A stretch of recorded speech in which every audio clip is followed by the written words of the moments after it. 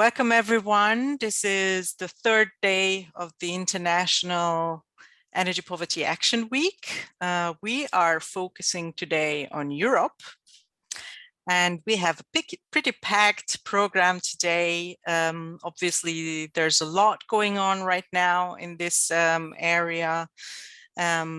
And we are happy to have several actions and groups who take action against energy poverty as we speak. And this session is going to have two parts. In the first one, you will hear about what's going on around Europe, what is actually happening on the ground to alleviate energy poverty. And in the second part, after a 5 minutes coffee break, we will have a roundtable of experts and practitioners who will discuss how these actions can or should be actually measured to see the impact of what is being done in Europe. As I said, this is the third day. Today is Europe in the focus. Tomorrow, Asia will come up a little bit earlier than the usual 3 o'clock event. I just want to say a huge thank you to everyone who co-organized the whole week.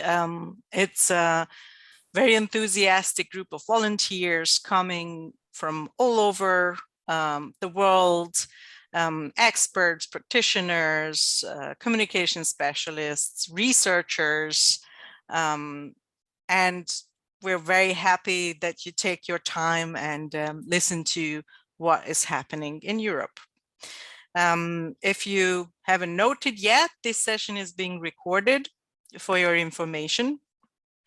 We will take questions from the chat, but because it's a pretty packed program, we will start with further ado with the pitches, short information about actions going on around Europe. We will start with Linda from Alien Energy Scotland, continue with Melanie Furlan from ZES in Croatia, then Ruth Borrego from the Andalusian Energy Agency, continuing with Justinas Busis from the Public Investment and Development Agency in Lithuania, followed by Anna-Marie Majdancic from the WAR, so the Society for Sustainable Development and Design in Croatia, and Martin Rydbergen from the University of Applied Sciences in Utrecht, and Christos Dorkolias from Greece, from the Center for Renewable Energy Sources and Saving.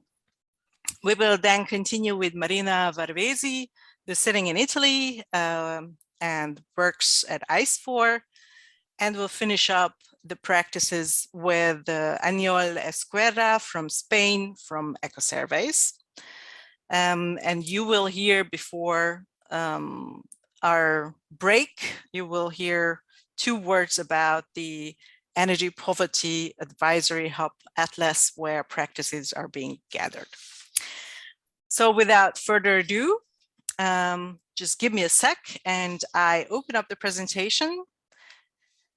Please, I can see in the chat that you're already sharing practices. That's wonderful. Please continue to do that. And I'm, as I said, opening the presentation. And we start with Linda. Please go ahead. Hello, thank you very much. And hello, everybody. I'm Linda Mitchell from Ali Energy in Scotland, and I'll just give you a very quick rundown of the work that we are doing in our affordable warmth service here on the west coast of Scotland in the UK. If I could have the next slide, please. Thank you. A very, very quick overview of our organisation. We're a regional energy agency and a charity. We've currently got 12 staff, and we've been working for over 20 years on energy poverty alleviation, which has always been a big problem in Scotland.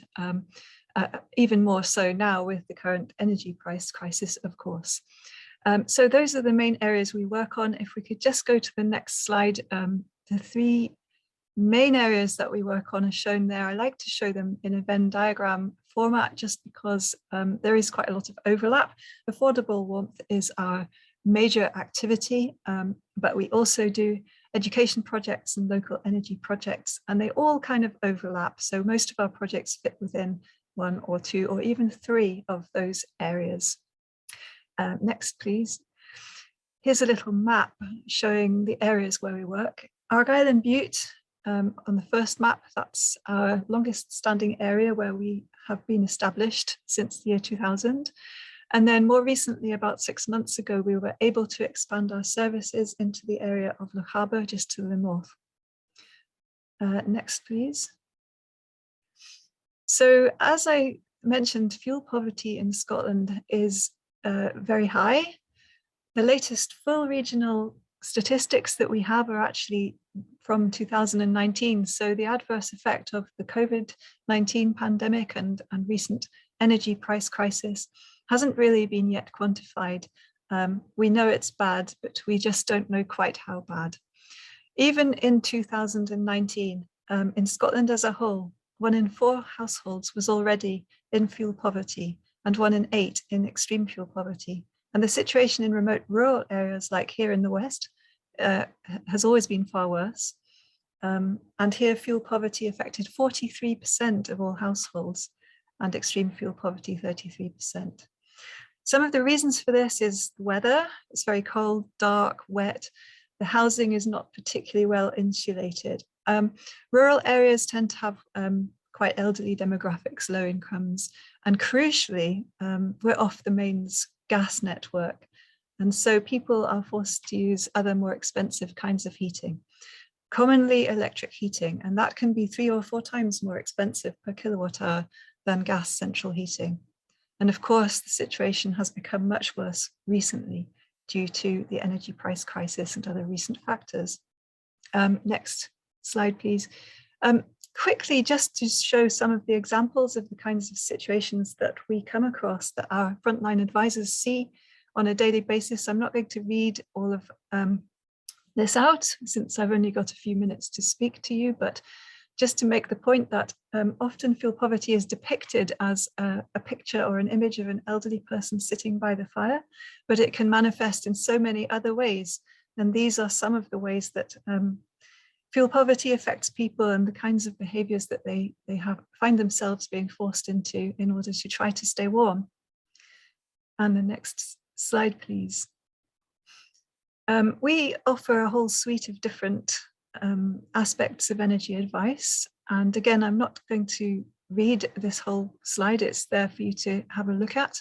But it's quite a holistic service. First of all, receiving referrals from a network of other frontline organizations. And that's something that I want to stress because it's an extremely effective way of engaging with vulnerable people who might not come forward by themselves. So we have a very strong relationship with a lot of other charities in the area. That's charities working with health aspects, with financial aspects. So all sorts of different kinds of help that can be given to people in different circumstances. And these charities are well aware of our work. We have given them presentations and training sessions on how we work and how to refer their clients to us. And that gives us a really good way of engaging with them. And then we can supply all of those other things there on the list. And the next one, just a little word about the impacts that we see. Of course, we're always measuring the client numbers and demographics. We have a client management system that records all of the details. We're actually seeing about 4 times the usual level of clients coming through at the moment because of the recent crisis. And that means that we're seeing 4 times as many people this winter as we did the same time last winter, and also 4 times as many as what we saw back in the autumn just a few months ago. And just to finish up, that's my contact details there. If anyone has any, would like to get in touch with me, please do. And I hope that was fast enough. Thank you very much. Wonderful. Thank you, Linda. We continue with Melanie Furlan from ZES, Croatia, the first energy cooperative in Croatia. Hi, hello everyone. I hope you can hear me okay. Yes. So a small correction there. We're not the first energy cooperative, but we are the most active one. So very proud of that.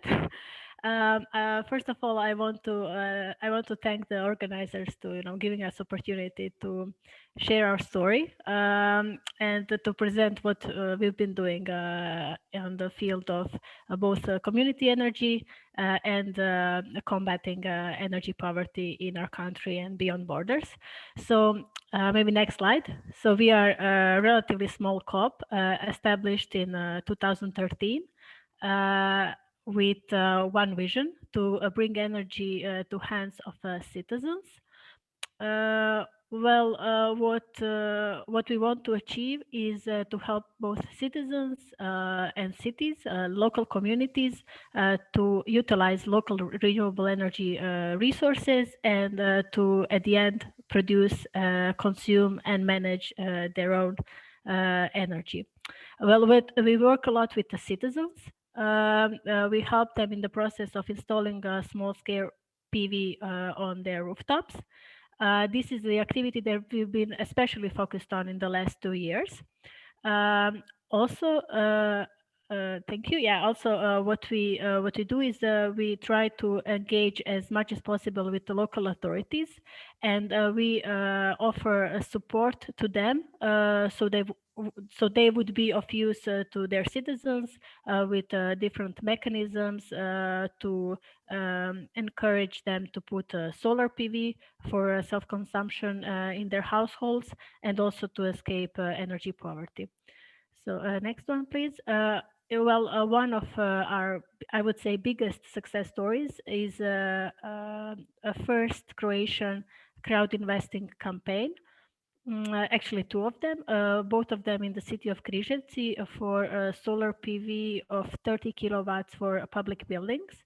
And we managed to mobilize in a really short time around 100 citizen investors that financed both projects. Next, please.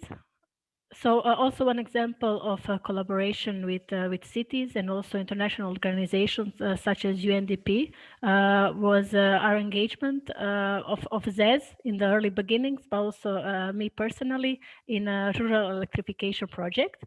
This was actually coordinated by UNDP and with help of their funds and funds of 5 Croatian counties, we managed to secure 50 off-grid solar systems for families in remote areas who were living for 5, 10, or even more years without access to electricity.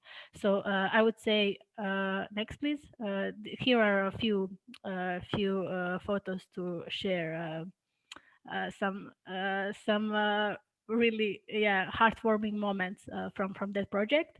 And I would say that this project was actually our first real combat with the issue of energy poverty. And what we did next in the city of Križevci, next please, is to start the educational program for energy advisors for energy poor households. This is something that we are now within CES project trying to upgrade and replicate, also to share these mechanisms with other community energy initiatives and to implement some of their best practices and mechanisms in our approach as well. So we are looking forward to this opportunity and to grow and to help as many people as possible to escape energy poverty.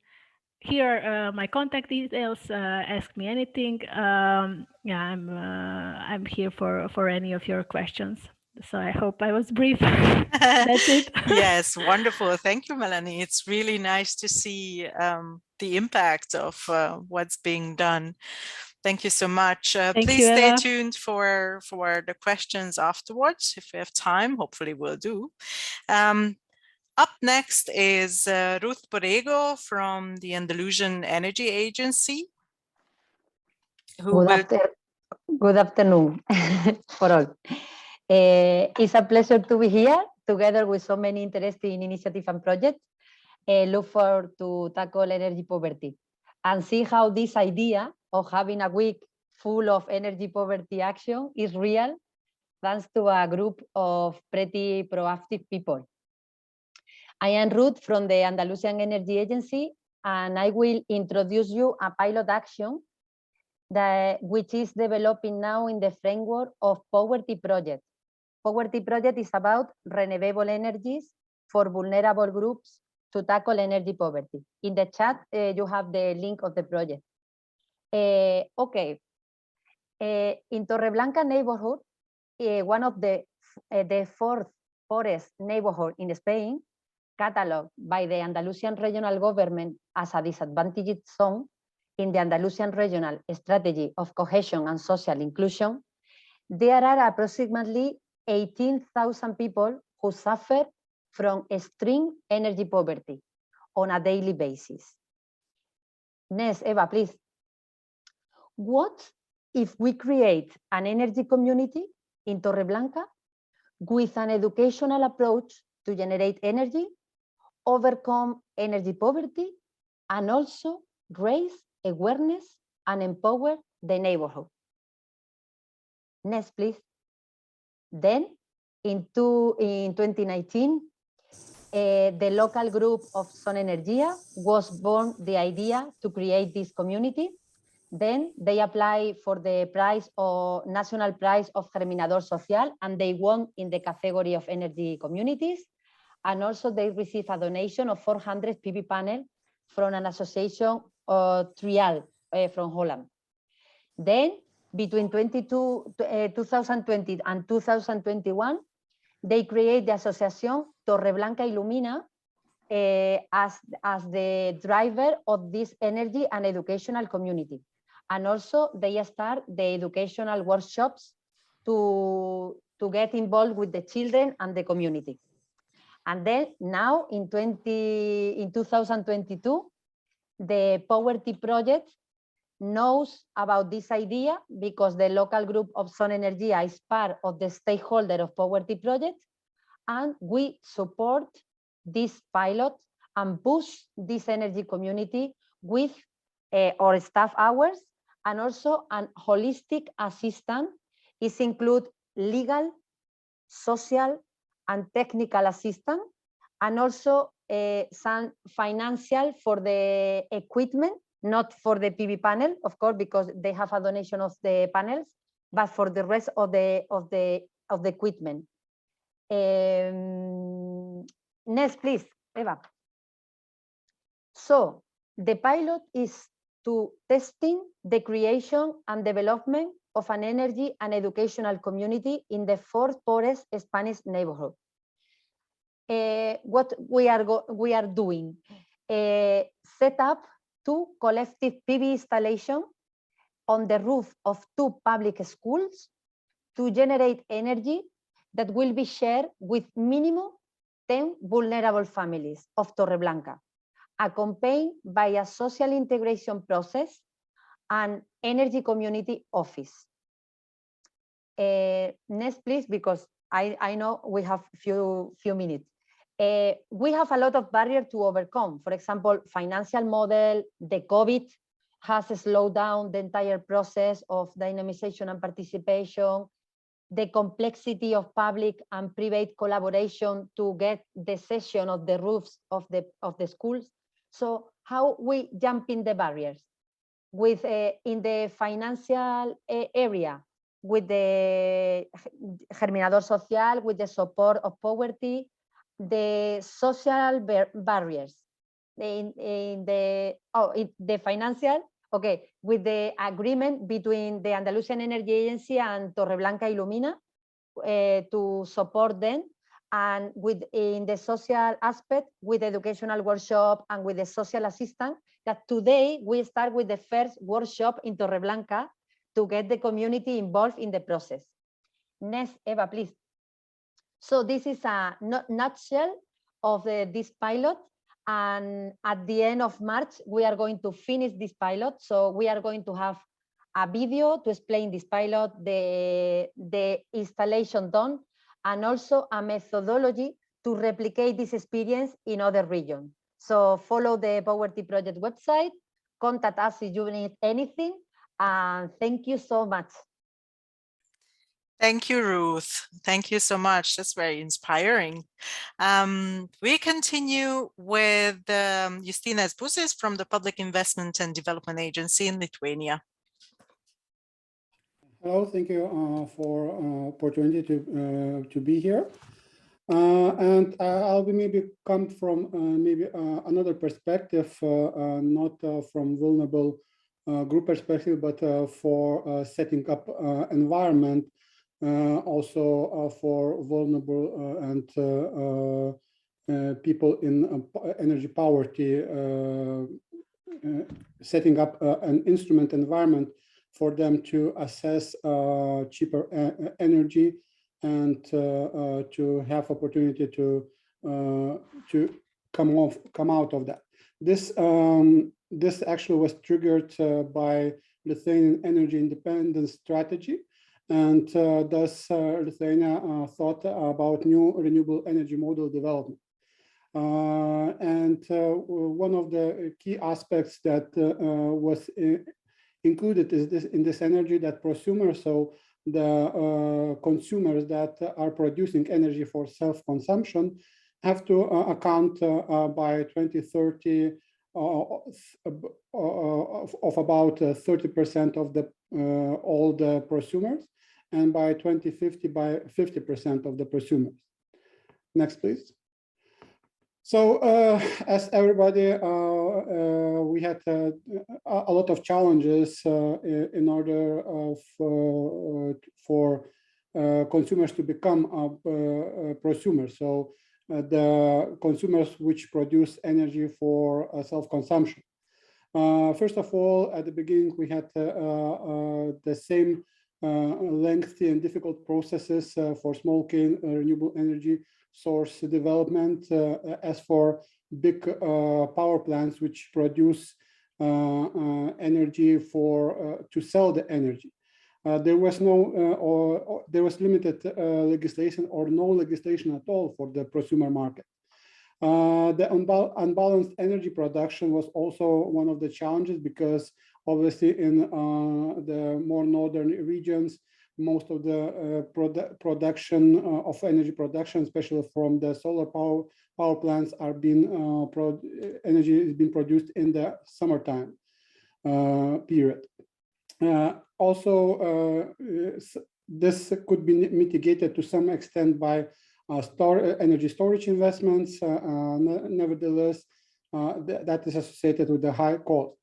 Also, there were quite a lot of technical challenges to install renewable energy sources in some properties, on some buildings, because the roofs are not positioned in the best way, or in terms of multi-apartment buildings, there's not enough roof to accommodate all the necessities of a particular building.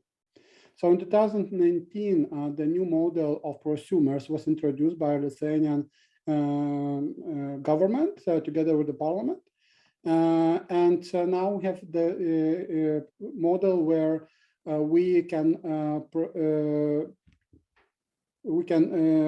produce energy in one part of Lithuania and consume in another parts of Lithuania with unlimited distance. And that was associated with also with the changes which accommodated very easy and flexible installation procedures and shorter connection procedures. So it was shortened by 5 times, and documentation needed was also 10 times less than before. Now, in order to overcome the unbalanced production, the energy that is produced in the summer is stored for 1 year on electricity infrastructure for a fee, and this fee is very flexible in pricing options. There is also a subsidy element introduced for small-scale production facilities and for small-scale prosumers. And in Lithuania, there was launched first virtual platform where consumers and could become prosumers, where developers and prosumers are brought together. And in 3 years, the result we see that the result actually skyrocketed by 10 times, more than 10 times. And actually, what you see in the last 2 quarters, it's also fostered by energy prices increase, because now those installations are repayment payback of those installations went down from 7-8 years to 5-6 years. Next, please. And like I already said, we created the infrastructure for the prosumer model, and now we're trying to promote the people in energy poverty to use this model by introducing new methodologies. So I will not go into more details of what we do more, but you see here contacts, and on the Power Interact Europe site, you can also find more information about our good practice. Thank you. Thank you very much. Sounds very interesting, and especially the energy storage may be a huge issue, I think, all around Europe in the coming years as well. Thank you so much. We continue with Anna-Marie Majdancic from Croatia, from Dvor. Hello to everyone. So I will just follow up Melania from ZES, because she mentioned city of Križevci, one of examples of really nice local action activities, and city of Križevci is one of the partner of PowerPool project. So idea of this PowerPool project is that we have like this triangle of activities. So we develop PowerPool toolkit, which are based for the mapping of energy poor households. So you have PowerPool target, PowerPool act, PowerPool fund, and then it's public open, so you can use it. I will send you the link, but we will educate energy supporters and mentors. For Croatia, there will be 90 energy supporters and mentors. And the idea is that they use these PowerPool toolkits to map, like using simple energy audit, and visit direct home visit. They will visit about 440 households in Croatia, and mostly it will be done through the local energy poverty alleviation offices that will open in Croatia. Will open 2 offices. One will be in this city of Križevci that also Melania mentioned, and also one will be in the city of Zagreb. So our partners in this project will also open in pilot offices in their countries, so you can see if the existing offices is in your country. For NPOR project, that is also one of the nicest projects in Croatia that is going on. It's also like triangle of activities that we have on national or local actions, and mostly our idea is that we mapped energy poverty with a national questionnaire, and our main goal for this NPOR project is to see, do you own the house, do you live in private housing, or do you live in public housing? Because the lack of data is really not so there is no data for this, especially for the private rented sector. And as I mentioned, in city of Križevci and city of Zagreb, we will do the simple energy household, simple energy audits, and we will visit all these households. This was one of the questions that we will ask them. So also in Croatia, we have this so-called free-based tenancy, that 2 families live in the same household on the same dwelling, and data are not existing for this type of households.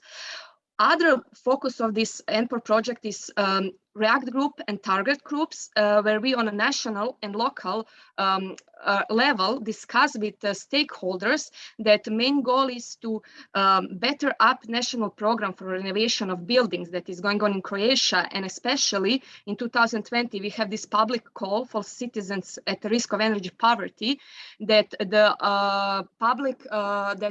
government offer grant for 100% of renovation of their buildings, but the success of this public call was like maybe half of the money was spent. And the idea is to, with this NPOR project, to do recommendation for this program that was now in 2021 till 2027, and that we better up these public calls with subfinancing the renovation of energy buildings. So this is for NPOR project, and we have also one of the empowerment project that is going on in Croatia. This is for Zadar area, Zadar County. We have also a mix of local and national actions. One of the ideas is to map the household on the Zadar County. We use the questionnaire. This is the form of questionnaire creation, and our other 7 country partners, they have questionnaire of their national languages. And our main focus is 200 households, but the households that are women and women-led. So we finished 200 household visit. We mapped about 70% of 200 households are women and women-led household affected by energy poverty. So we did simple energy audit. And the idea is that also we highlight the health issues. So questionnaires have questions about how they are dealing with the health living in this energy poor household. While we're doing this simple energy audit, we mapped one of household that's off grid. And in other project, we have education how to build your PV system, and we have this one PV system. We decide to put it in Zadar County on the rooftop because this was off-grid household. Overall, next slide.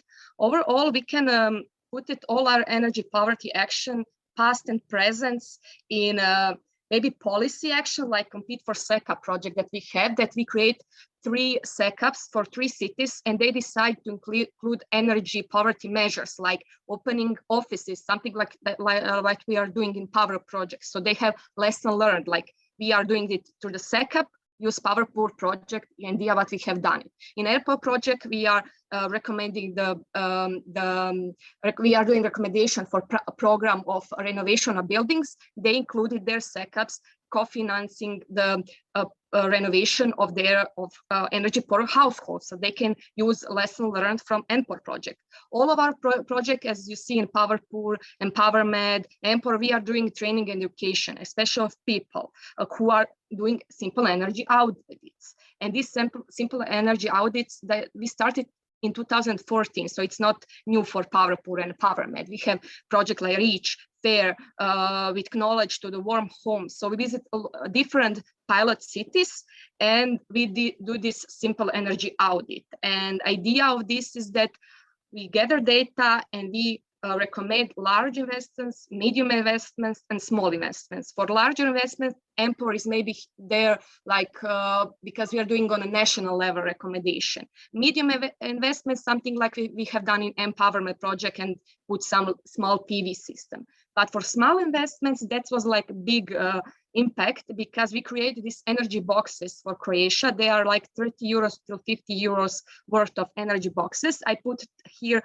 what we put it in the boxes, like light bulbs for the windows, for the drafts. And this is what when we do a simple energy audit, this is the box we come in the households and we give the energy poor households. And this is a small investor that also some of the cities include in their SECAPs. But more of energy boxes, my colleague from NPOR, Martin, will tell you. So it is now, Martin, your time. So thank you. If you have some question, ask me later. Thank you, Anna-Marie. Don't be surprised if the presentation stopped because I need to change the presentation, and we will continue with the NPOR project and with Martin Dittbergen and Christos Torkoulias as soon as it starts.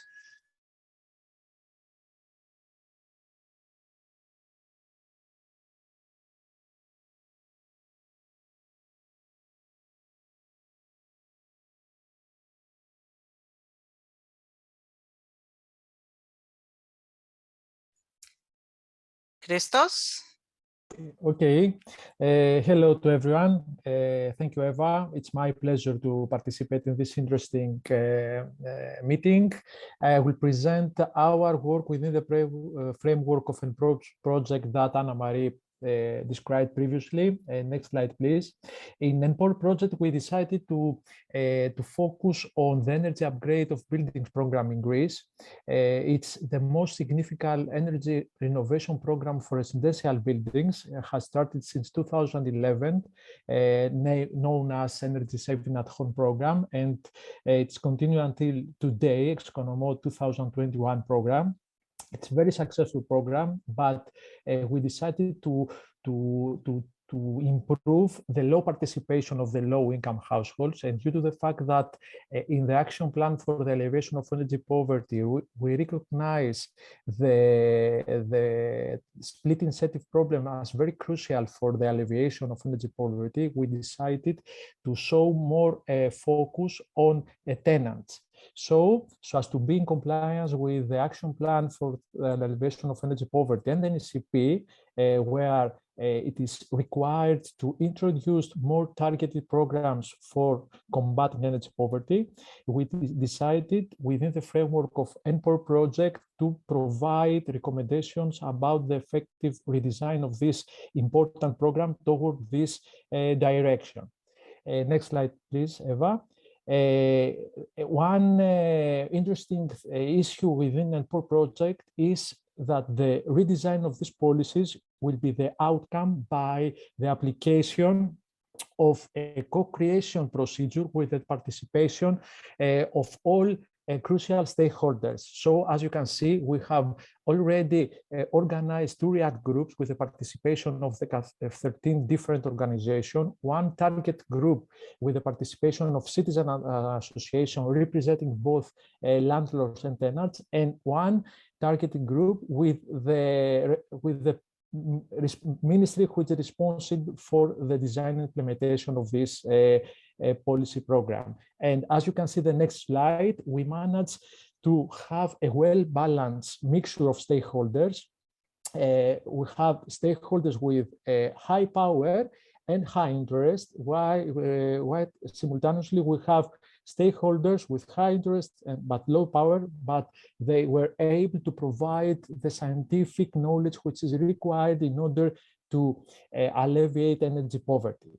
So in the next slide, I would like to show you the main findings of these REACT groups and the main recommendations. First of all, we agreed that specialized finance schemes must be introduced in order to alleviate energy poverty with the participation of both landlords and tenants, and it's crucial to have as eligibility criterion in order to have the financing tenants as distinct criterion. A dedicated portion of the public budget must be allocated to energy poor households, while it's crucial to calculate the required public support, take into consideration the shared benefits between landlords and tenants. Moreover, it's essential to organize public consultation procedure with the participation of all interested parties so as to create a trust, and obviously the co-creation procedure contribute to this direction. In Greece, the problem of split incentives is obvious. It's a difficult problem because it's a holistic problem affecting many economic sectors. It's difficult to adopt legislative solutions because different ministries are involved with different jurisdictions, while we have to be prepared in order to tackle the potential appearance of phenomenon of renovation. Finally, another problem which must be addressed is, of course, the low awareness of the households, which is crucial in order to alleviate energy poverty. Thank you very much. Thank you, Christos. I think it's a very important issue you mentioned, and that is you need to connect a lot of dots on a lot of levels. Thank you very much. We continue with Martin from the Netherlands. So we'll talk about the Energy Box program. Yeah, thank you, Eva. Can you hear me? Yes, very well. Yeah, okay, good. As Annemarie already explained, we are also participating in the NPOR project, and we are looking at the action of the Energy Box. The Energy Box scheme is actually a result of a larger national-wide subsidy scheme to announce the implementation of simple energy saving measures. The energy box aims at reducing energy costs by introducing these low cost and easy energy saving measures. And it is actually provided in a real box with LED lighting, radiator foil, etc. So these kind of energy saving products. There are in principle 4 steps in this entire process of implementing the energy box. It first starts with an invitation to attract low-income households or energy poor households. Then they will receive the energy box, and then there will be a consultation with an energy coach. And based on that, the energy coach will write an energy report with an advice to save energy. And first results show that the energy box could save up to 10% on the energy bill. Well, some of the key findings are here. Of course, we are still in the progress of carrying out the evaluations and redesign, but a few findings here. So the energy box is a personalized energy advice, so that's also a good advantage. It's free for the households. We found out that the entire communication in the during the start of attracting people is really key, but also during the conversations with the energy coach and also the follow-up is really important to have larger effects. We also found out that the most important reason to participate is that people want to live more environmentally friendly rather than saving money. So that's also quite a striking finding. We also see that 20% of the people also make additional investments that go beyond the products that are in the energy box. The people also really value the energy box and the advice really well, so people are very happy with it. And now we are also investigating the role of the social and community-based organizations that can help with attracting people that might opt for implementing the energy box. On the other hand, there are also some difficulties, especially with mapping the energy poor households. So where are they, especially in the private rented sector? One of the first pilots show that 82% never struggles with paying the energy bill. So it's still difficult to find the right target group. Second, the response rate on the initial invitation, so when we send out invitations to participate, are still rather low. So less than 10% of the people respond to the invitations.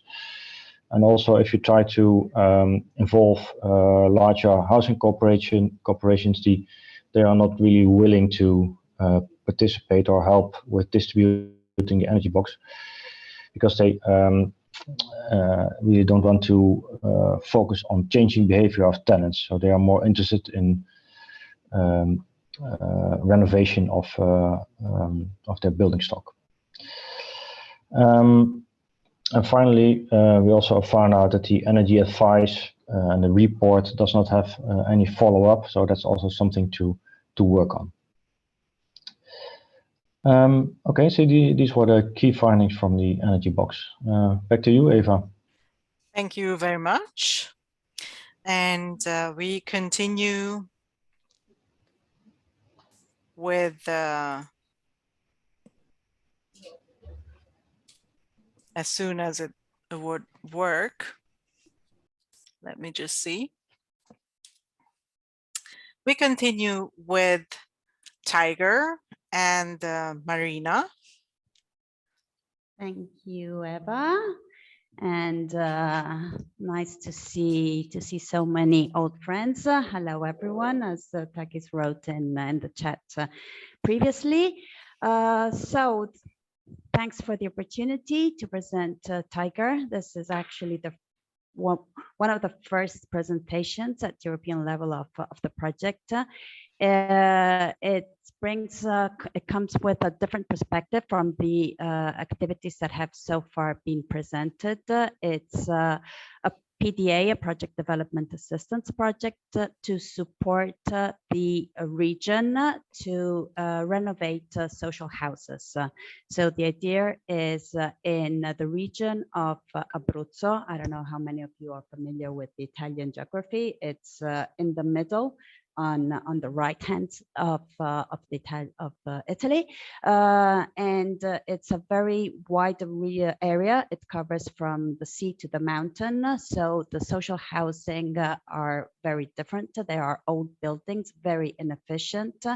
There is a complete lack of policy of renovation strategy, long-term renovation strategy, and the idea, therefore, is to sort of build all the characteristics, both the legal, technical, financial, and as we already saw, the citizen engagement to ensure that at the end of the project, the renovation activities will be triggered. The idea is to build a tender. Sorry, Eva, I know you're trying to follow with the slides, going perfectly fine. So just to give you some numbers, the energy renovation will cover up over 1,500 households in 126 buildings. These have already been identified before the submission of the project.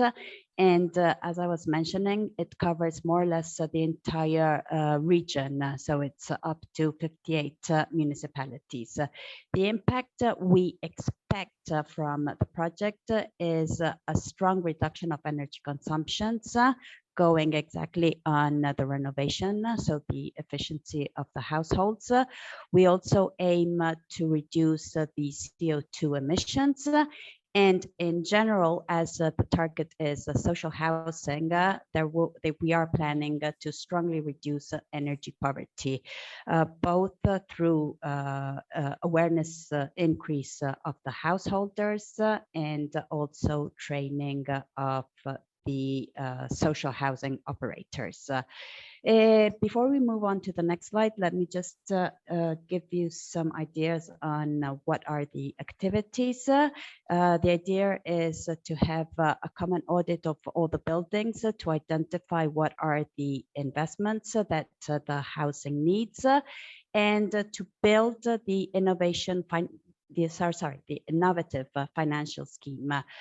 This is one of the innovations of Tiger. The idea is to build on the energy performance contract and to add also other regional, national existing open incentives, so as to have an innovation scheme of about over 60 million euros, which may be integrated also with a national scheme at the moment existing in Italy, which is called the Super Bonus, to renovate households, and to use this money to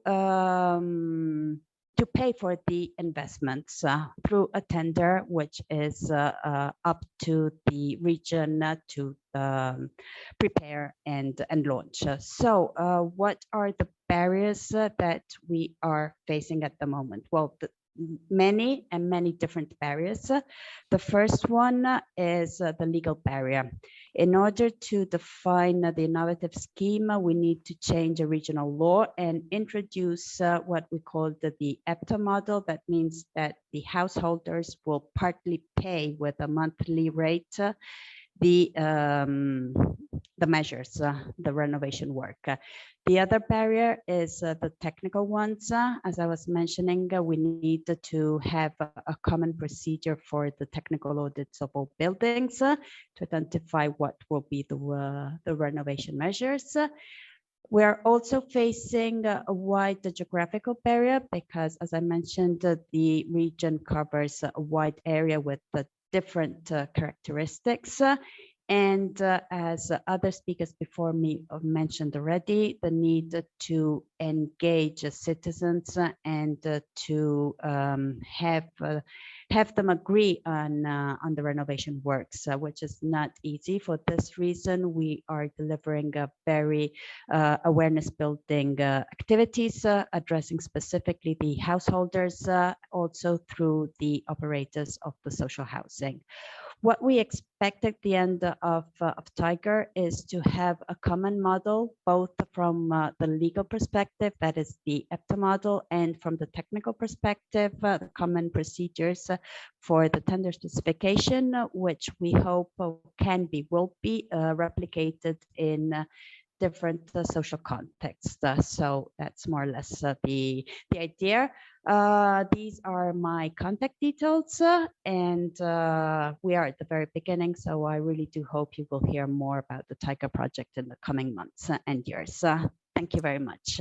Thank you, Marina. It sounds all very exciting. Can't wait to see photos of what's actually happening, right? And before we go to the break, I will give the word to Aniol Esquera from Ecosurveys, who's going to talk about Sun for All. Well, hello, everyone. If you don't mind, Eva, every time I do this, you change the slide. It's okay. I cannot see this. I just see the slide. Oh, well, no problem. Then I will say next. I want to have this Star Wars experience, but it's okay. So I will present the Sun for All project.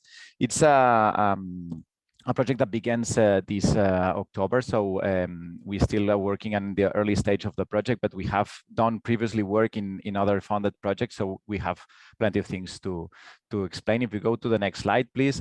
What is the concept? The concept is very easy. We have a sun, plenty of energy, we have people, and we want to share this energy to everyone. And what is happening now, there are plenty of energy communities, initiatives, and so on. And vulnerable households, vulnerable families can be excluded of those initiatives, and this is a problem. I take advantage. This is a picture of the consortium, so you know us now. If you go to the next slide, a typical thing of the Horizon Europe projects that every project advisor tell us, it's do not reinvent the wheel. So what we did is to look around in other places if there was something already working, and we did find something that it was interesting in the USA. If you go to the next slide, it's a project that it was called Solar for All. It was a project that it was already put in place by the Energy Department of the New York State. And the concept was very easy. People that they are affected by energy poverty, they do not have the money to invest, they don't even have a property or a place in the roof to put a PV, which is centered in this model, in the PV system.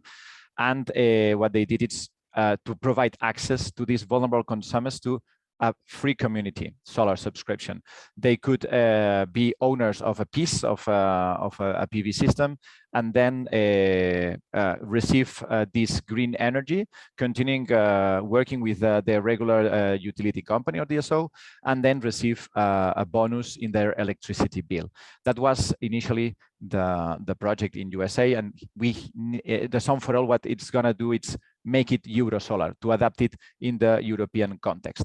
The benefits of that is that, of course, there is a financial support for the vulnerable communities, but what is important is that it's proportional to the energy price, which is now very important, because a social fund, normally it's a fixed price, but here, when the electricity price goes up, also it's raising the price that you receive from the PV system. Just to summarize, it's also a way to make more profitable the investments of the public entities, which is a financial scheme that it's centered with the donation of this PV roof to the vulnerable families. And what it's important is replicating a little bit the self-finance communities model, which is a way to collect scattered individuals that they are alone and atomized, and to organize as a community. So here in the Euro Solar for All, what we are going to do is always to change the behavior, but also work on social aspects of the energy. It's not just a financial scheme. So what we are going to do is to have a happy, safe, and comfortable families. What we are already achieved, it's the definition of use cases, because the adaptation to this model to the European level, it's not easy. You know that I don't talk about only legislation. There are plenty of things, but you know, electricity market, it's specific for every country and so on. And for the use cases, this financial flow and the information flow, which I will talk about later, we have already worked with 4 different pilots in Barcelona, Rome, Almada, and Corps du Savoie. And those are going to be available in a blueprint that I will talk about later. Also, to talk about a Solar for All, that it was Solar for All project. It's this pre-pilot that we did with another findings with the La Caixa, and we already learned a lot of things regarding how time-consuming could be the effort of managing this kind of financial schemes, because at the end, the municipality, they decide not to provide a monthly payment, but to have a yearly one, because it's something that it's very time-consuming, and also how to avoid the problems with the tax agencies, which is also a problem in Spain regarding the second payer. Next slide, please. Challenges we did faced, of course. RGPD, I think it's the star of our challenges, because, as I said, there is a financial scheme, but also an information and personal data flow that we need to control. And here we segregated the different problems that we have regarding the collection of historical data, the stakeholders that they are going to collect, and so on. And it's a big challenge. Also, governance. Working with public entities, there are elections, there are different departments, different budget allocations, and so on. And I think it's important to say that it's a challenge that we are going to solve at the end of the project, of course. Next slide. And what is profitable right now? As I said, in this month, we are going to publish, because both deliverables are published, public deliverables, the blueprint for implementation, which will be a set of instructions in order to know how to implement these financial schemes in different cities. Okay, we are going to work with IEPAW to replicate this model to other 10 different cities in Europe. And the eligibility and priority criteria, we also have set up a very important thing. It's not only identify which vulnerable consumers can opt in the project, also how to prioritize them and when they should opt out of the project. And I think that's it. Sorry, I just spent 1 minute more than I was allowed to, but I hope that you found interested the project. Thank you very much. Thank you very much, Aniol. It is very interesting indeed, and I'm sure a lot of municipalities around Europe will be very interested to hear more.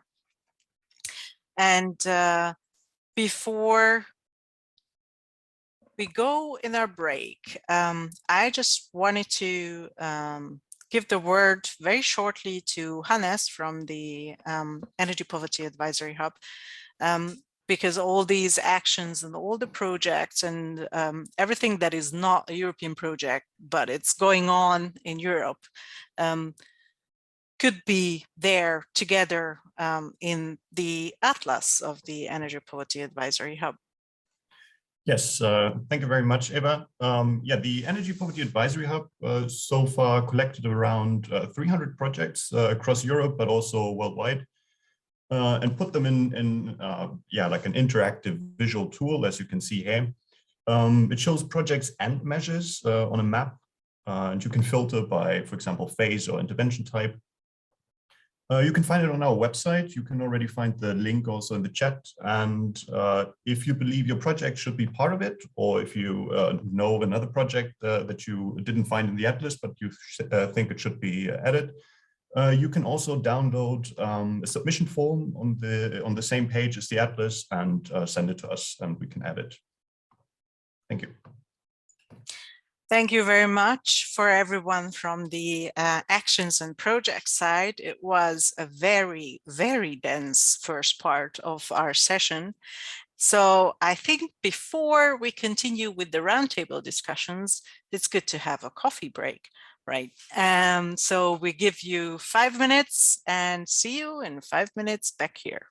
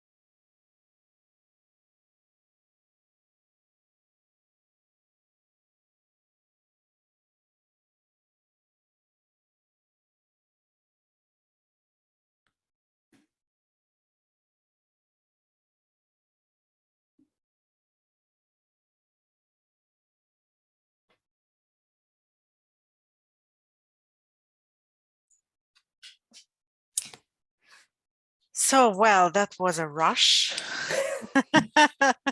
That was a rush, but it's incredible. I think we could have spent another day with all the actions and practices, and it wouldn't have been enough at all. But I think now we continue with another session, although it was not 5 minutes yet, but still.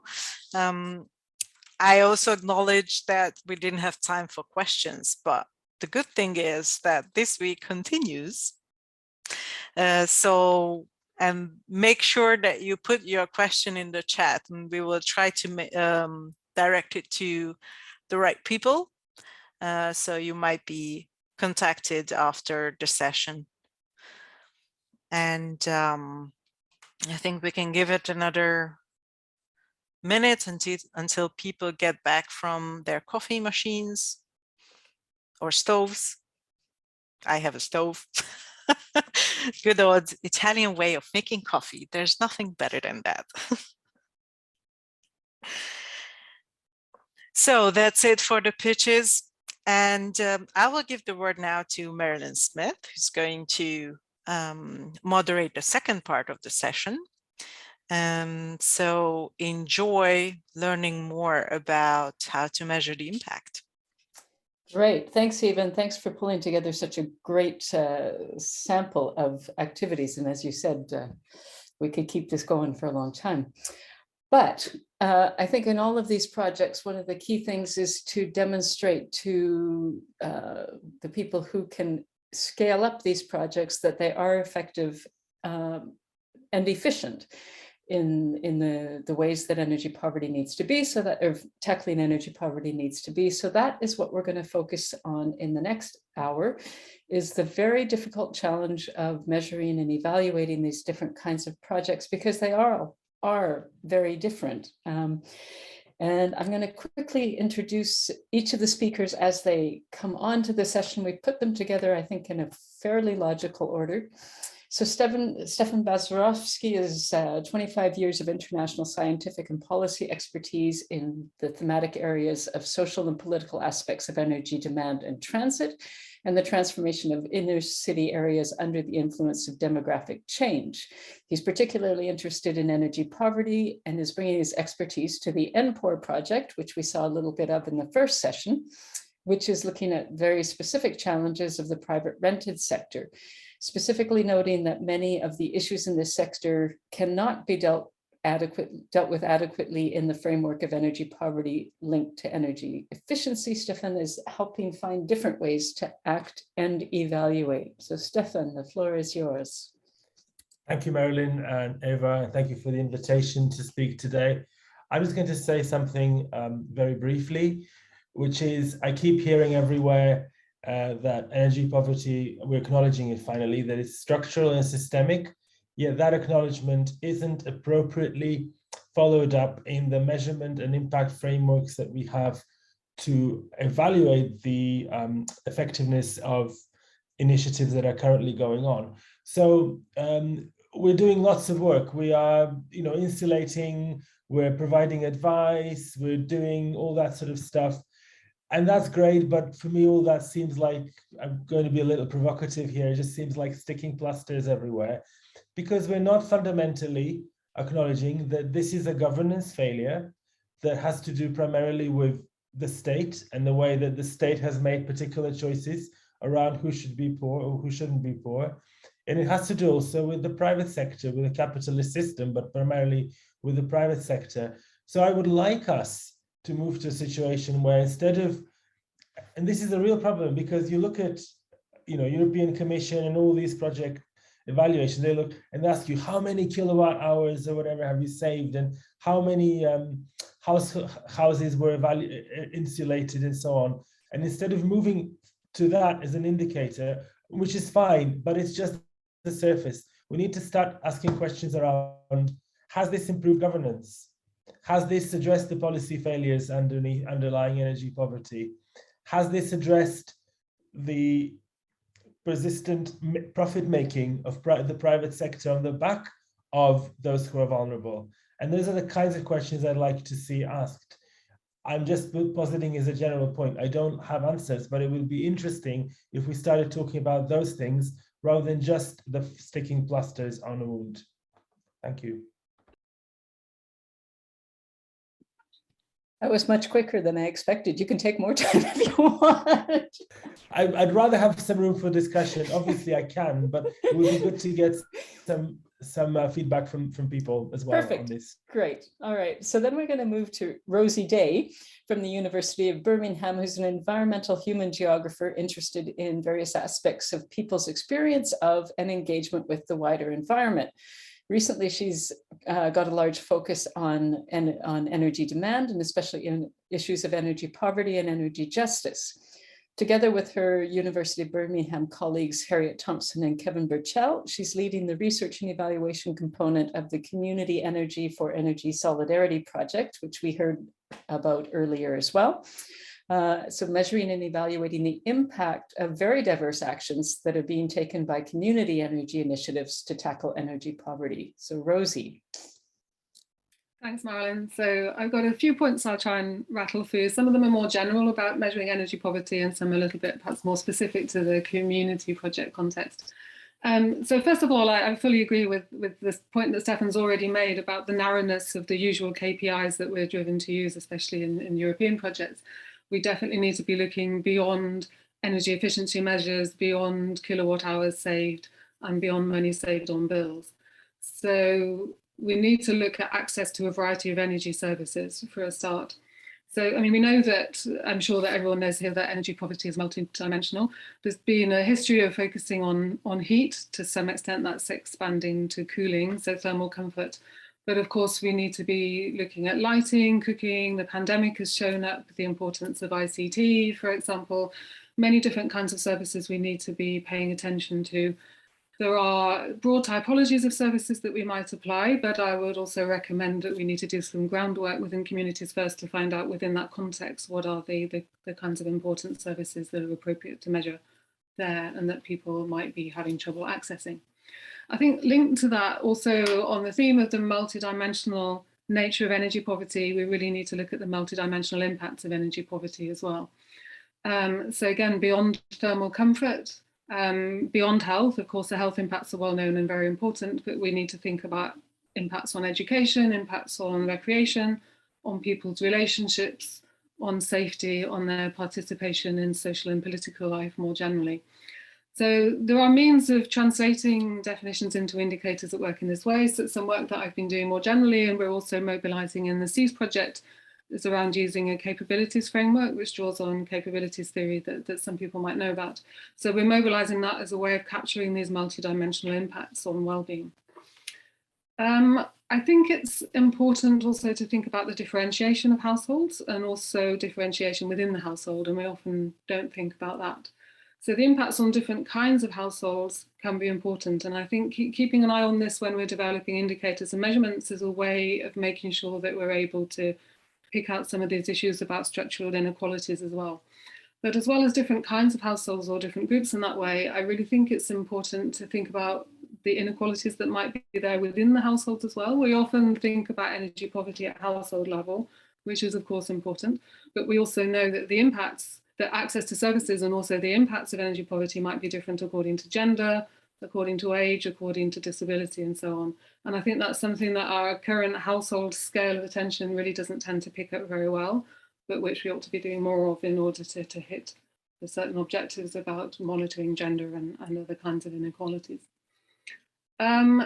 I think especially when we're thinking about our particular projects and the community projects, something that we're really giving a lot of thought to is monitoring the process as well. So thinking about some indicators about how people experience the process of these interventions and the relationships between the process and the outcomes. So we might, for example, think about what makes a successful process, why people stay in the process or they don't, what might lead to people dropping out of the process, picking up on some of the issues about trust, for example, the kinds of relationships that are important, the styles of communication that work or that don't work, because of course these processes will have a massive impact on the outcomes.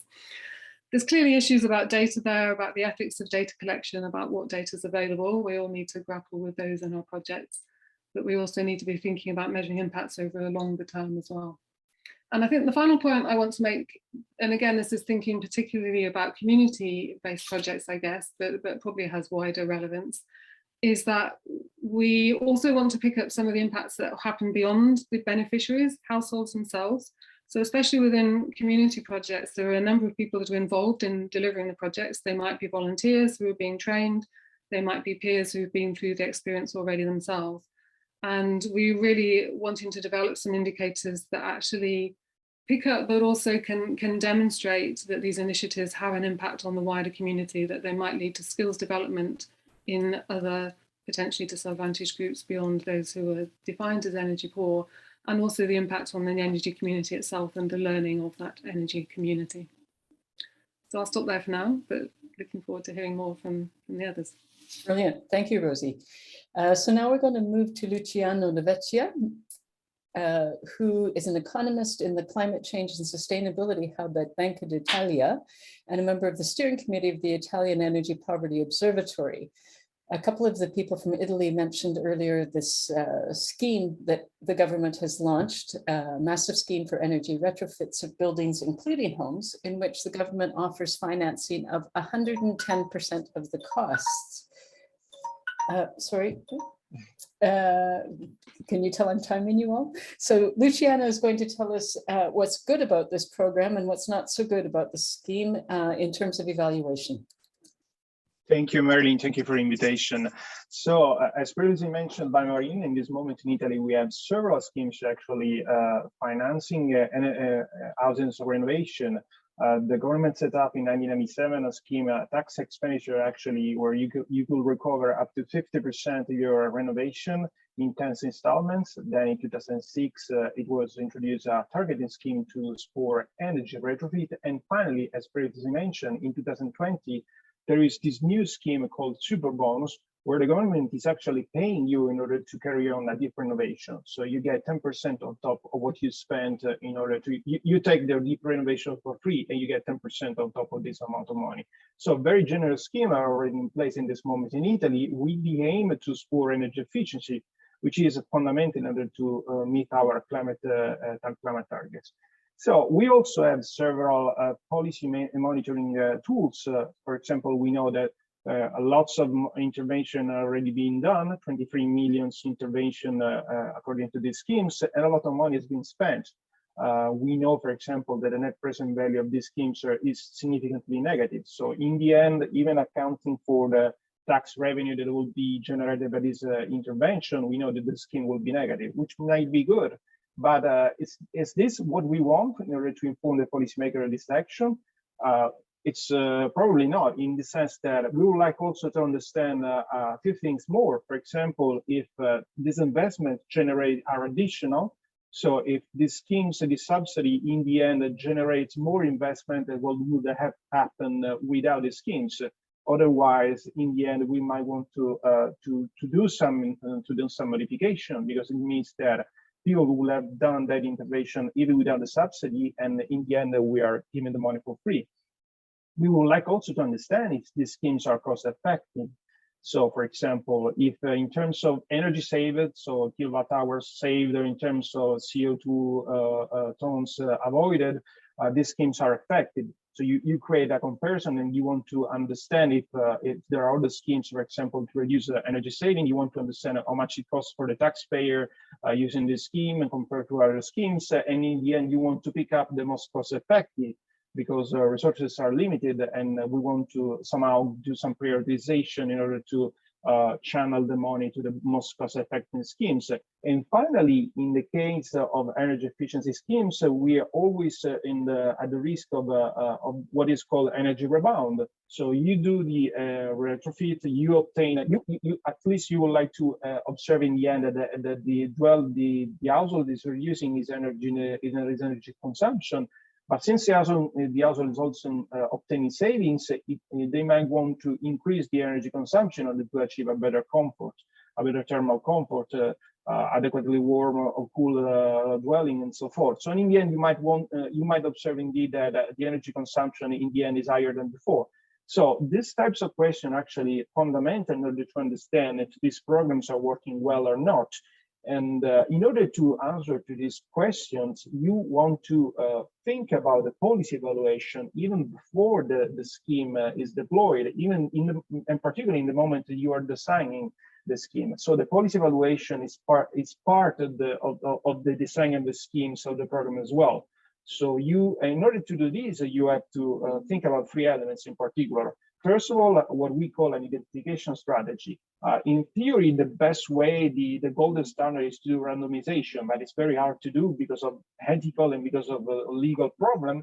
But there are other ways. For example, you want to, for example, use some gradual some step in of the programs in order to make comparison between the groups or use different threshold. So you have to think about identification strategy and before in order to incorporate into the design of the measure. Another important thing is about a measure. You want to think about the goal of your policy. In the case, for example, energy efficiency scheme, you want to think about the amount of energy that is saved, but somehow you also have that these schemes have multiple targets. For example, now the schemes are also used to also to tackle energy poverty. But then energy poverty, as we know, there is not an harmonized way to measure energy poverty across European countries. Sometimes even within the same country, we have multiple definitions. So you need a measure before in order to make a comparison before and after your policies carry on in order to make a comparison. And finally, you need data. We have huge data gaps. In the case of energy efficient schemes, for example, you need microdata about the savings, the energy savings, and also data about, for example, the amount of tax expenditure at household level. What happens usually, these administrative data are very rich, but they're not available to the policymakers or to the researchers because they are one part of the data set belongs to the tax authority, the other part to the energy efficiency authority, and in the end, they do not communicate, they cannot share the data, and so you have this huge amount of data that cannot be exploited in order to inform the policymaker. So summing up, in this moment in Italy, we have very generous scheme in order to support renovation, housing renovation, energy retrofit in particular, but we don't know, apart from some policy monitoring, we know just a few things about in terms of policy evaluation. It's a pity because we are talking about basically 200 billion euros that the taxpayer has committed to pay in the next 10 years or is already paid. So a huge amount of money, and we would like to have a better information in order to shape the next policy measures. Thank you. Great, thanks, Luciano. And I'm going to now move to João Pedro Goiva from Portugal, who's an environmental engineer with PhD in climate change and sustainable development policies, focused on sustainable energy systems from Nova School of Science and Technology of Nova University in Lisbon. He's also an invited assistant researcher and project manager at the Center for Environmental and Sustainability Research, or SENSE. João knows more about buildings in Portugal than anybody else, I think, and recognizing the problems that Luciano just identified, he's going to talk about efforts he's involved in to work with the government as they develop new policy initiatives for energy poverty. Thank you, Marilyn. Hi, everybody. I'll pick, in fact, before going into that component of the funding scheme in Portugal, I would like to pick on Stefan's and Rosie, and in fact, Luciano, some comments, and I think they are really relevant. I think we are trying to do policy at national and European level without data. So it's where we are kind of jumping. We want indicators, we want assessments, but we are missing a lot of relevant data, not only at the EU level, so for comparing member states, but also for looking deeper into our countries and regions and project itself. So it's a matter of understanding really how to evaluate the impact, and that was mentioned also before, how to evaluate the national policies and the impact on the energy poor and more vulnerable consumers, but also at regional level, at cities, at municipalities, and ultimately at project level, where we see what Stefan mentioned, and I totally agree with the emissions and savings, and we are talking more on something broader. So we are talking about thermal comfort. We are talking about 80% of the European building stock energy inefficient. We are talking about the energy markets. We are seeing all the crises of the gas prices. So we are seeing people dying in the winter and in the summer because of their vulnerability. So it's a lot broader. It's difficult to assess the impact. And I think everybody in all these projects and all the initiatives are trying to get some insights on that. So looking forward toward to all those advances on monitoring and indicators. Then I would like to say that I would like to focus and try to bring the example of one scheme that is being developed in Portugal. So it's already running for the last 5 months. So it's called the efficiency voucher, and it has a lot of problems. So it's the first scheme in Portugal that targets, in fact, energy poor. So we have an automatic system for the social tariff, which reaches out almost 800,000 people, families itself. But then under the recovery and the resilience plan, the government set this first plan to support the energy poor with 1,300,000 euros plus VAT. So the efficiency voucher for renovations. But this has a lot of problems. First, as Luciano was also mentioning for Italy, so the policies are designed without an ex-ante evaluation of the outcome. It's just spending money. So if we have the money, we just say we are putting money on this, so it probably will solve the issue. And in fact, this is a problem because we never know what exactly is a success. Now I'll give you a couple of examples. So on this program, this is the first part of the program, the government until 2025 want to give 100,000 energy efficiency vouchers.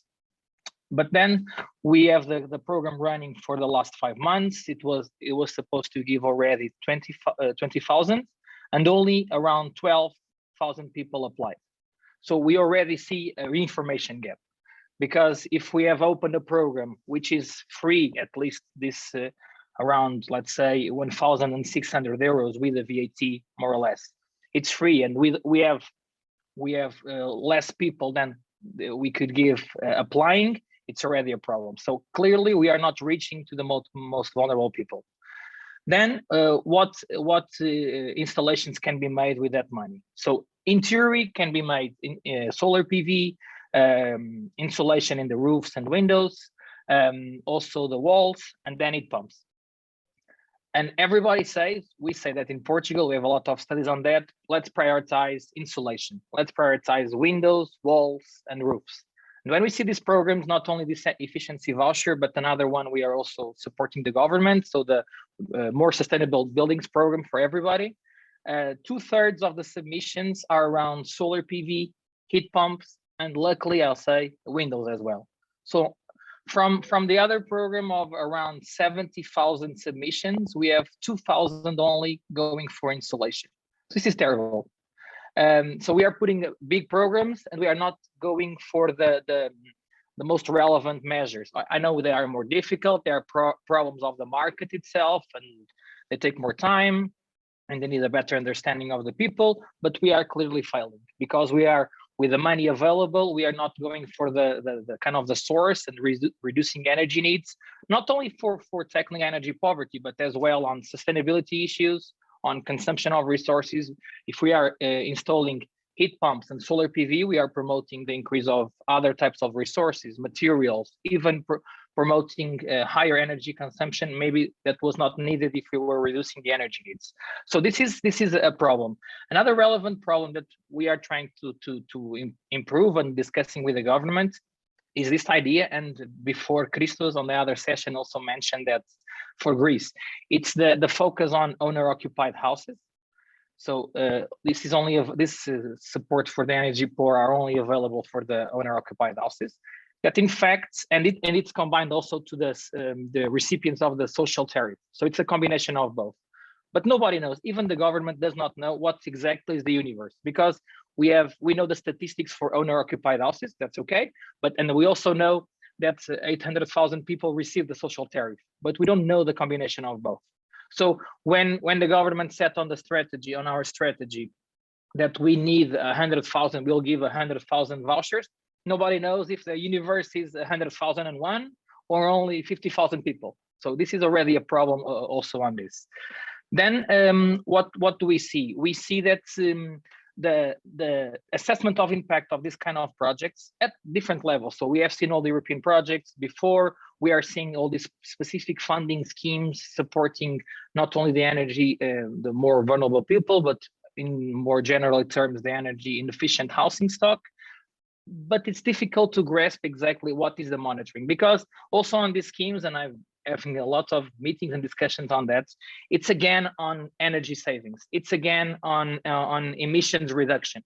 And if we are tackling energy efficiency, and especially in a country like Portugal, with underconsumption problems, with a huge energy performance gap between what will be theoretically demanded and the real consumption, we're having problems of impact. But that's also what is mentioning on the recovery and resilience plan. That's why they need to put the emissions, they need to put the primary energy savings. It's kind of, it's a link, and it's a big mess, I would say. But yeah, thank you, Marilyn. Great, thanks. Really, I'm so glad everybody's being a bit thought-provoking here, and we're going to have some time for discussion. We're going to now give the floor to Miguel Mocello from the Covenant of Mayors. And the Covenant of Mayors is bringing together local and regional authorities that have voluntarily committed to implement the EU's climate and energy goals. So I'm sure you're going to measure those same kinds of things. But the Covenant also requires 4 things of its members: to commit, to engage, to act, and to network. So I think the measuring and evaluation, learning, and capacity building that could go on within this network is something to dive into. So Marcelo, Miguel, the floor is yours. Thank you very much. Yeah, I think you said that very well. We have committed community of more than 10,000 municipalities in Europe, around 4 municipalities in Italy, around 3 municipalities in Spain. And municipalities are now, till now, committing to mitigation, adaptation, and now we have developed, together with the IEPA and the European Commission, the commitment for energy poverty. And that was a very interesting challenge, because we know 2 things. Municipalities are beginning on this topic. There are not so many municipalities working till now on energy poverty. Following the arguments from Joao, there is no data. We have really a lack of data on energy poverty. And we have been very aware of this, because we are also changing with the community. And because of this, we have really developed a flexible approach for the Covenant of Mayors, because that is necessary. If we want that municipalities start to work on energy poverty, we need to make that possible. In this way, what we have done in the Covenant of Mayors is to develop set of different indicators, 60 indicators divided in different categories: energy, transport, policy, framework, collaboration with the stakeholders, facilities, so that each municipality can find in this set of indicators the most suitable for them, the most adequate considering the situation in the municipality, the data available. They select the most adequate, suitable indicator from them, and then they can do a monitoring of the development of these indicators. Because we are not living in ideal work or situation.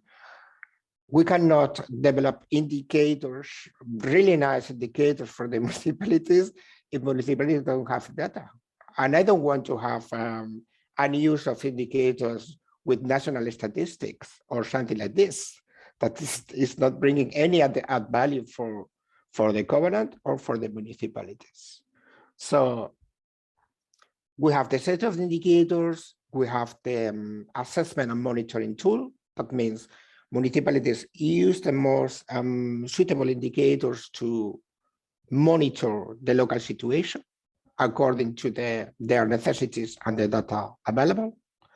And then municipalities need to redact, approve, implement actions, specific actions on energy poverty. And that is the approach we are now implementing. The information is going to be available by the end of March, beginning of April, in each profile of the municipalities in the Covenant of Mayors, so that municipalities can take a look. but we are not going to make that obligatory for now, because we think municipalities are going also to need a transition period. You need first to take a look to the indicators and to the information, to the approach we are offering. Just to have internal discussions, to reflect about your internal situation, to try to discover what kind of data you have, and then you can move on. And that's all from our side. Thanks. Thanks, Miguel. I'm just wondering if Jeppe Jensen is online and in the session, as he was identified as a next speaker, but perhaps something has come up. So if you're there, Jeppe, then please let us know. If not, we're just going to move on to some questions. I think what part of what has come out to me in this discussion, and I'm happy to just let anybody answer this, is, you know, who can get data in an ethical way and who can share it in an ethical way, and how do we keep moving forward in the lack of data, because we cannot wait for data. So how can we sort of, it feels like a cart and horse problem to some degree, and I'm wondering how we might help address that. Stefan. Thanks. So I think there's a lot of discussion around the lack of data, and I acknowledge how much that is an issue, but I think also more fundamentally, I think also nobody's really asking the right sort of the questions that would get us some of this data, and that's where we need to have that conversation. So a lot of our questions are around much more narrow impacts of energy poverty, but we're not really asking the governance questions. Eurobarometer, for example, could be asking a lot more around the participation in energy transitions and the governance capacities at the local level to regional, national, around the implementation of energy justice measures or improvement of energy justice. Some of the issues that Rosie raised, these are not being asked. I think we need to have a conversation about what can happen. Eurostat, I think, not only they've not expanded any of the questions, they've actually reduced some of the questions they ask around energy poverty and energy participation in the energy system. So I think we just have to move beyond these narrow housing energy efficiency indicators. Even some of the more consensual indicators, it's not enough. We have to ask much more, but we need to be starting asking those questions around what can be asked and what needs to be asked and who can ask them. I think that's probably the first step in that direction, and then start putting pressure on these agencies to do it. Okay, I'm going to just quickly, before both Yao and Rosie want to jump in on this too, but I want to pose a couple of questions that have come from speakers or from participants as well. So which suitable indicators can you see? If you had a wish indicator list, what would be the most interesting at the municipality level? And unfortunately, Miguel has had to leave, but we will try and get him to answer that question. From Colin Kimbrell, the question is, sorry, I'm scrolling at the same time, what actions and changes need to be made at the structural systemic level? And let's go with those. And Yao, you had your hand up next. So yeah, answer any of those. Exactly. No, one thing I would like to highlight, and replying directly to your question, Madeline. So what we are seeing is as Stefan just mentioned. So Eurostat during the last years reduced kind of the surveys, and we have seen less and less information that could be relevant for energy poverty research. But in my view, I think this might be changing because we are seeing, because of the energy crisis on the market, so on the increased discussion around the renovation wave. So I'm seeing a lot of pressure coming from different ways to the European Commission, I think. So maybe there is room for some improvements soon on data collection at that level. So that's my view. Also, and maybe I can bring it forward here. So on IEPAW, so on the advisory hub, we are about to launch, maybe probably the end of this month or on the beginning of March, a report where we try to dig deeper on that perspective. So how we can bring even what's happening at the research level, so at different levels, but specifically at the local and regional assessments, and identify alternative data sets, relevant data sets and data sources that are being used by different researchers, UIs, that can be useful probably for others. So a couple of examples around the energy performance certification schemes, or about the use of smart meters. So you mentioned the kind of also data protection. So how can that be done? That's a next step, I would say. But we kind of highlight, and that will be launched soon, different examples. So what's happening in Spain, what people are using, or in Portugal, or in the Netherlands. So a couple of extensive review where we try to identify these unexplored data sets as well, and examples that people and municipalities can use in their energy poverty assessments. Also, I would like to say that when we are talking about data collection, we need to talk about the EU level, right? The Eurostat level schemes, but also at the local scales, at the local projects, at the municipalities. But then the problem comes because the municipalities lack the skills. So we say, everybody's kind of saying, and we see the projects that are putting the, I would say, not exactly the pressure, but the focus on local actors. That's key, because that's the proximity to the most vulnerable. They can reach out, they can identify, maybe they can support. We have also one project on that as well.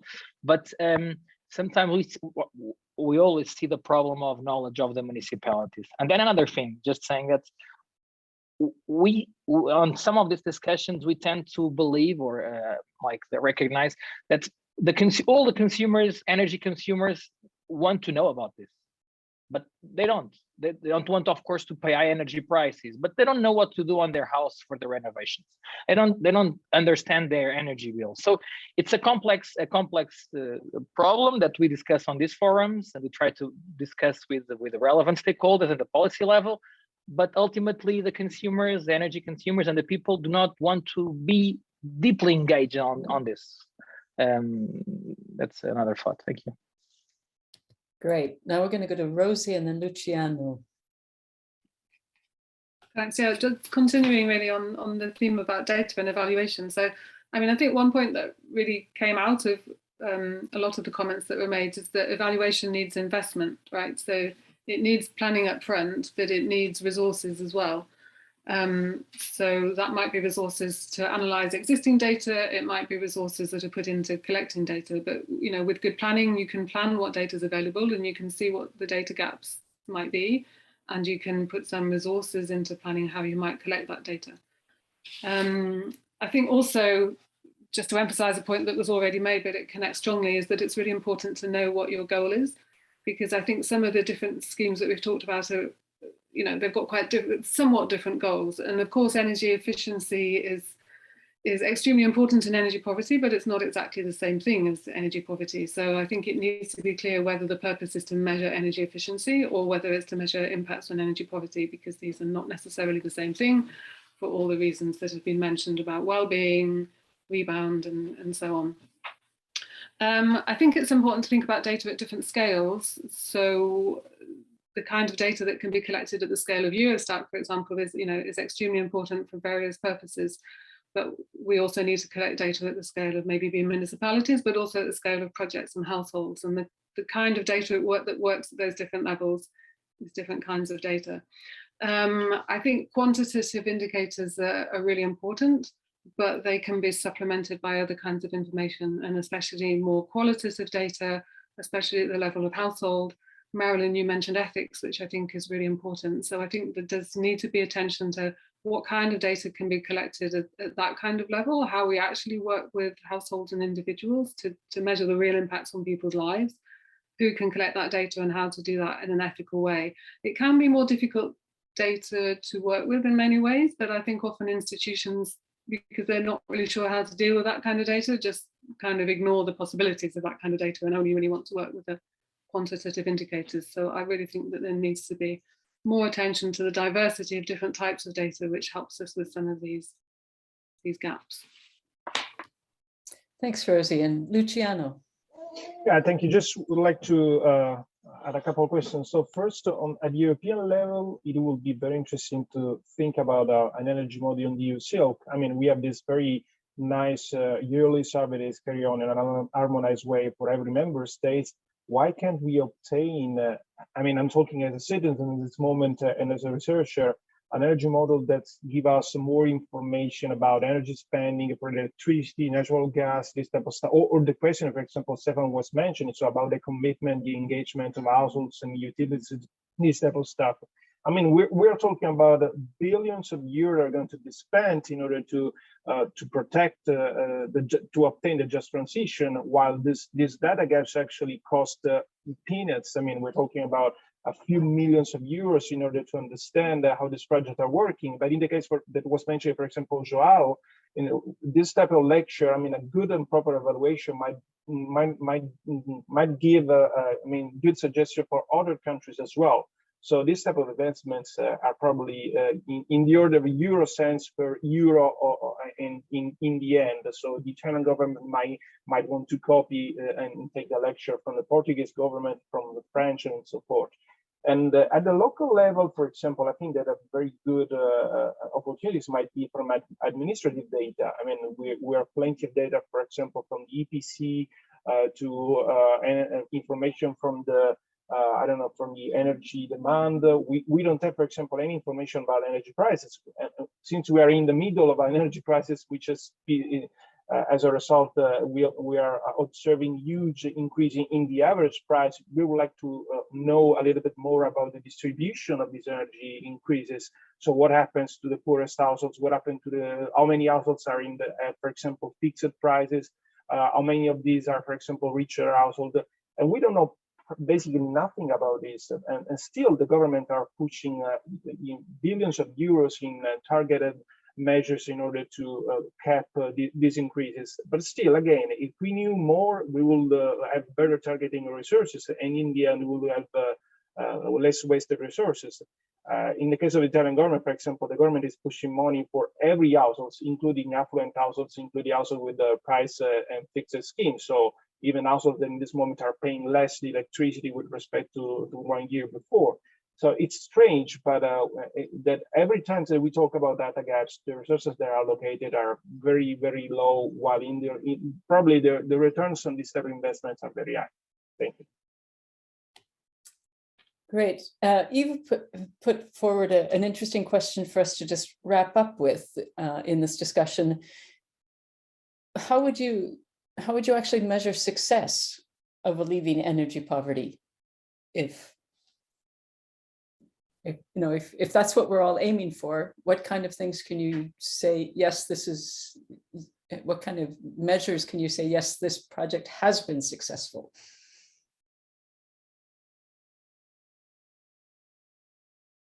Nobody's hand is going up this time.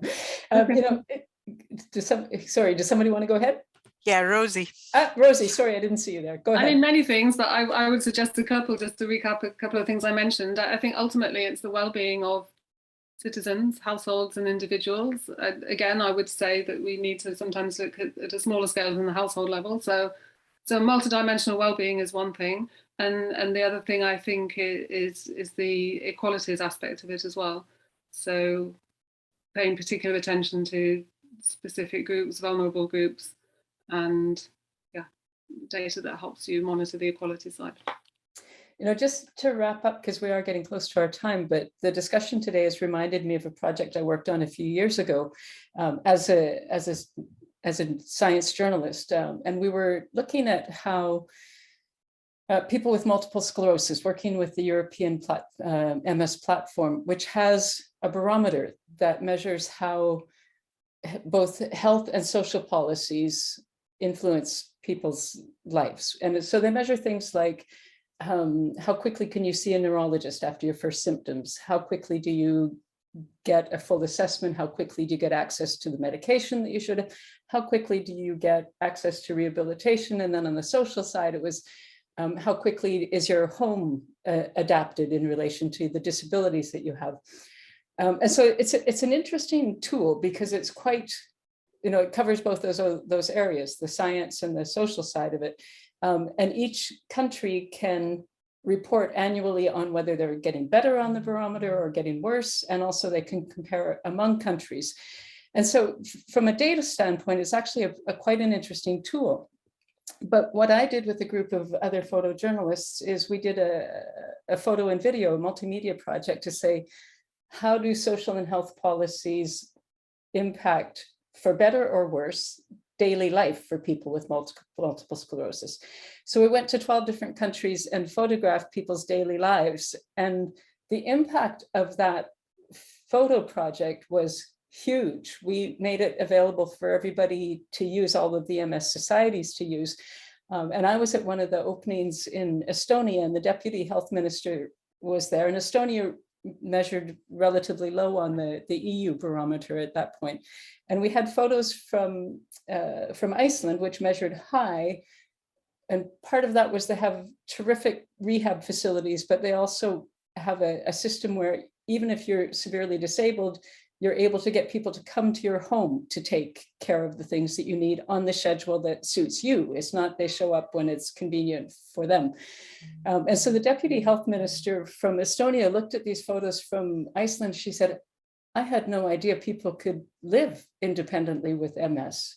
And you just kind of stand there and go, well, you don't really know much about MS, do you then? And so we were able to see from that project that that there was policy change in some of these countries. And the other, I'm going to come to you very quickly, Yao, but the other thing that was really interesting is people that worked in the pharmaceutical industry who had helped support the project said to me, you know, I have 4,000 people in my company who are doing research on MS, and I bet not one of them has ever been in the house of a person with multiple sclerosis. So this photo series that we did for them was mind-blowing for those staff. Suddenly it was like, this is why I do this every day. This is why I go to the lab every day.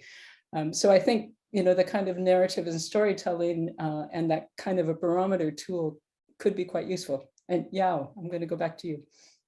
Thank you, Marilyn. No, I won't open more questions, just trying to wrap up a few ideas I have here.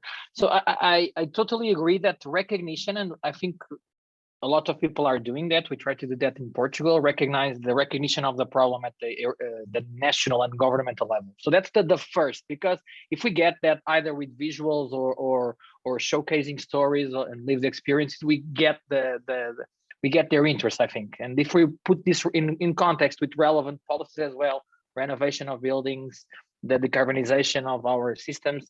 So that's the first step. And then I would say, and it links bit of is different level of assessment, because we have problems of targeting the energy poor, or of evaluation that we have been discussing in this session.